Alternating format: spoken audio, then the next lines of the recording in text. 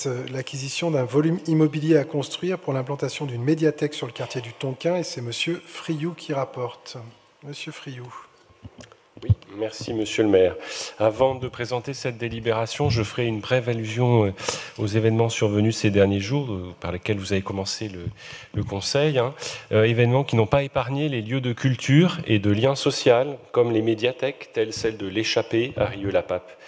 Durant la nuit du 30 juin au 1er juillet, la médiathèque Jean Massé du quartier de Borny, à Metz, qui était une des villes finalistes de l'opération Capitale de la Culture, a été complètement détruite par un incendie volontaire.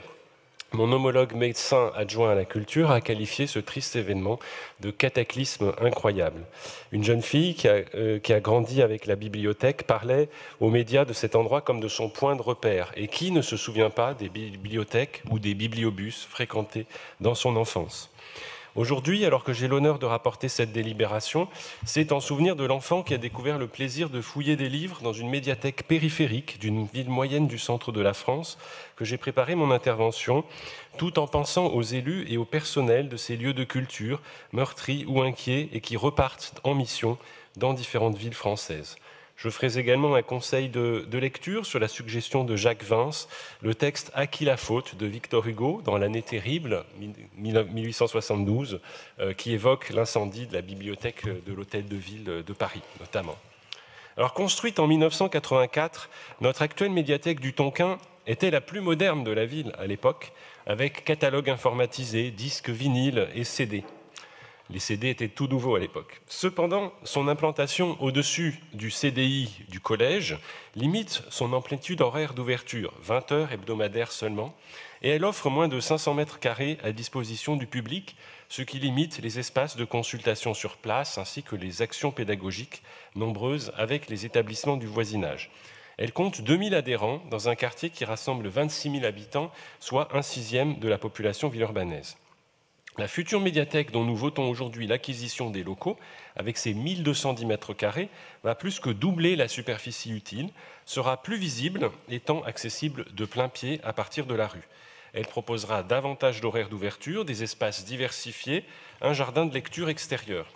L'équipe est actuellement en phase de rédaction du programme d'aménagement intérieur et de sa programmation d'activités futures, en lien avec nos orientations transversales et une équipe de médiathécaires d'ores et déjà étoffée.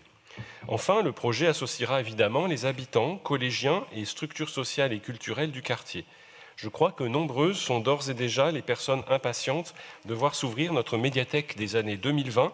La dernière ouverture dans notre ville remonte à 2008 avec la médiathèque du Riz. En remerciant toutes les personnes de la ville, du réseau de lecture publique, des services de la construction, des travaux et des autres services qui travaillent depuis plusieurs années à ce projet, je laisse maintenant la parole aux intervenants.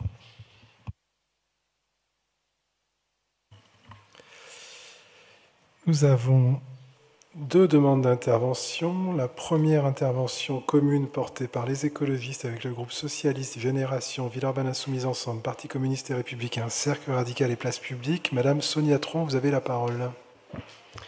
Merci. Monsieur le maire, chers collègues, un nouvel équipement public, qui plus est une médiathèque, est toujours un motif de réjouissance. Au Tonquin, les habitants attendent depuis de nombreuses années une rénovation et un réaménagement global du quartier. Et les projets qui s'annoncent sont positifs.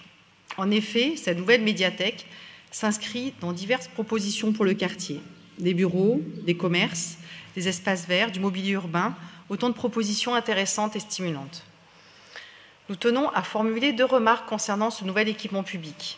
La première sur l'enveloppe bâtie de la nouvelle médiathèque et la seconde sur le projet d'équipement. Tout d'abord concernant le bâti. Si la ville n'a pas directement la main sur la construction de ce nouveau bâtiment, nous devons être ambitieux sur les prescriptions que nous formulerons aux promoteurs afin que le bâtiment qui sera livré en 2026 soit exemplaire tant dans sa dimension énergétique qu'environnementale. La ville peut formuler des critères qui permettront de voir sortir de terre un bâtiment exemplaire, confortable en été comme en hiver, mais aussi très sobre en énergie. Il devra également être adapté au travail des agentes et des agents de la ville qui passeront le plus de temps, bien sûr en termes de confort, mais également de besoins liés à des métiers que l'on sait potentiellement éprouvants physiquement. Et puis, il y a le projet de la médiathèque comme service public. Premier réseau culturel de proximité Les médiathèques sont des lieux accessibles à tous les publics et accueillent chaque année plus d'1 Français sur 4, et la fréquentation des bibliothèques municipales a augmenté de près de 25% en 20 ans.